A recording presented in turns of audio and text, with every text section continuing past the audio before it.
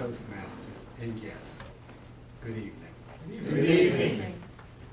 Do not get bent out of shape over issues. Again, do not get bent out of shape over issues. This too shall pass. Just keep on keeping on. I really love being around elder people because you tend to learn so much from their wisdom, and you also learn so much from their mistakes also. One day I was sitting with this elder friend that I always tend to talk to a lot. She was 85 years old, and I popped the question to her. I said, were there any time in your life where you felt like you did not have any problems? And she pondered over it for a little while, and then she said, maybe for 30 days. I said, you mean tell me you're 85 years old and you only had 30 days in your life that you felt like you did not have no problem? Then she said, now that I think about it, I don't think I had 30 days. So, you know, she said, but you have to keep on keeping on. So as we deal with life and think about all the issues, I start pondering over that particular situation because I know life is up and down.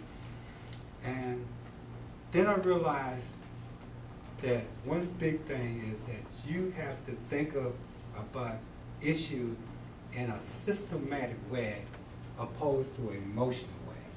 A lot of times we get caught up in the emotion side, but if you start thinking about issues in a systematic way, you'll start understanding and dealing with life just a little bit better. The first thing you want to do when you think about dealing with issues in a systematic way, you want to think about, first step is actually describe the issue. Just say it like it is. Don't beat around the bush, just describe the issue the way it is. Just like you go into a doctor's office, he asks you, what is your problem? He wants you to describe the symptoms.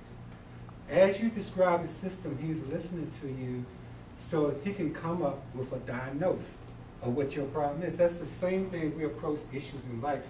Describe it, and then come up with a diagnosis. Diagnose your own issue. Deal with the bottom line, not what it appear to be. Come up with a clear diagnosis of your issue. Say, for instance, if you have a financial situation, we tend to want to blame the wife, the children, our circumstances, our job, whatever. The bottom line is you have more expenses than you have income. That's the bottom line. And you deal with it from that point on. Now, usually the next step with me, what I do once I describe the issue and diagnose the issue, everything is right there on the table. At that point, me personally myself, I pray at that point. Because now I'm trying to come up with alternatives in dealing with the issues. So you want to, at that point, you're not evaluating alternative. Everything that comes in your brain, everything that comes in your brain, you write it down. Because these are all the lists of alternatives, things that you're going to use to try to solve whatever issue that's going on in your life, whether it's job, personal, friends, whatever. List as many alternatives as you can. After you list all of these alternatives, if you approach every problem that way, you're not getting caught up in what's going on in the problem. You're really trying to solve the problem in the right way. So as you list all these issues, alternatives, ways of dealing with it, then look at them. Sit down and choose the best one. Choose which one you think is the best one to handle this situation. Once you choose that situation, then remember that just because you choose it doesn't mean in all. Sometimes we say, this is just not working, my life is going bad, things are not working out for me. You just chose a situation that may not have worked. But you got 40, 50 other alternatives that you have not tested out yet. So remember, when you first choose a situation, it's not the end all. The next step, you're testing. You're in the testing stage. It's not that that means that it's going to work. It means that you're just testing out that choice.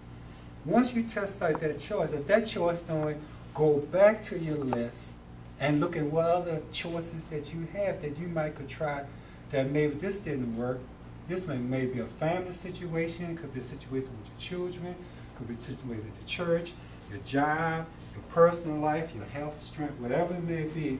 You have to test this situation. Once you test the situation, choose and test it and see which one you think works effectively, then you implement the one that you think that's work. If it's a financial situation, you implement the fact that now one of your options was maybe say, okay, I'm not charging no more bills. I'm going to pay off certain expenses. I'm not going on a vacation this year. Whatever it is, you implement all. So every time, every year, you want to consistently stay out of a financial problem, or whatever problem is, those are the things that you continue to do, because now you establish a procedure and a policy in your own personal life that you can implement to keep you out of a situation that somebody else may be getting into. Because you have designed and came out with a systematic approach in dealing with that particular issue. Then you evaluate it. After you evaluate it, you're evaluating to see how effective it is. And just when you evaluate, that means you're following up. You may be coming up, you may make some revision, you may do some contingency planning, you may do whatever you need to do, but whatever it is, you are on top of your game. So in life, as things come up in your life, now you are structured. And as you deal with these issues in life, you seem to be moving through life very gracefully because you handle life in a systematic way rather than getting caught up in an emotional situation. Just like one time when I was on my job and this lady, they kept sending her from one section to another section, and they always criticized her for being late all the time. And when she came to, we sat down, and she actually described what was going on in her life that caused her to be late. Really what was going on in her life, that she was taking care of her grandkids. Her grandkids, she was surfacing, doing everything she could for her grandkids, and that would cause her. So we said, okay, let's adjust your hours. Let's make sure that you can leave a certain. We came up with all these alternatives where she could take care of her grandkids and be to work on time and leave on time. But the main thing, I'm trying to narrow it down a little bit, but the thing that you have to do, you have to put your 5 senses into your plan. What I mean by 5, you don't touch and put your hands on nobody. Keep your hands off of people. Just stand back and deal with the situation, but don't get mad banging up stuff like that. And to do things tastefully, you know, do things with good taste. See for what it is. If it is duck, crack like a duck, act like a duck, it's a duck. Just don't even worry about it. See it for what it is. And the last thing I really want to say, and here, listen to all your situations. The last thing I want to say, you know, you got to have strategic planning. You got to plan. You plan, you're going to always stay ahead. Plan to deal with every situation, even if it doesn't work. Keep planning your whole life through. And have vision. See yourself. Plant those seeds. See yourself where you want to be. Plan it where you want, and take that course. And have measurable goals. Don't try to get it all overnight. Have small interval goals, step by step, as you move and turn your goal. And then you can have desirable results. Get results that you know you can, and feel good about those types of results. But the main thing I do, continue to implement plan, continue to look at issues as an issue. Don't get caught up emotionally. Just don't get caught. Be systematic about everything you do in life.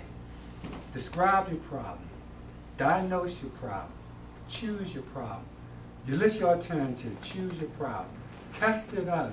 Implement it. Evaluate it. And continually plan your life and be effective and be the overcomers that we all is in this world.